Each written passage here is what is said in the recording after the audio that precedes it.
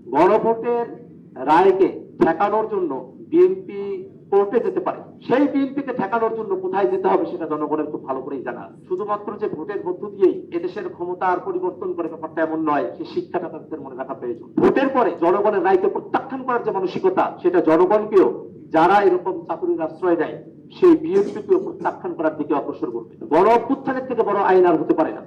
বাংলাদেশে আওয়ামী লীগ নিজেদেরকে অনেক শক্তিশালী এবং আসলেই দুর্দান্ত প্রতাপশালী, অনেক ক্ষমতাবান এবং জুলুমবাজ হিসেবে তারা প্রতিষ্ঠা করতে পেরেছিল।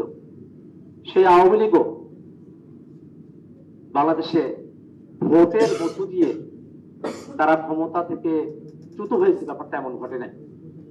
বাংলাদেশের জনগণ রাস্তায় এসেছে, জীবন দিয়েছে এবং আওয়ামী লীগকে বাংলাদেশ থেকে বিতরণ করেছে।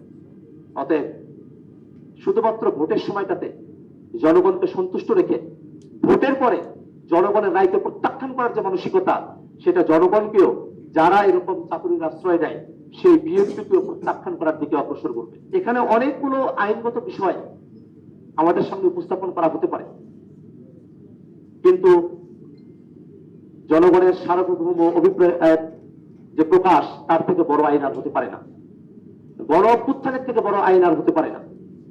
গণভোটের থেকে বড় আইন আর হতে পারে না।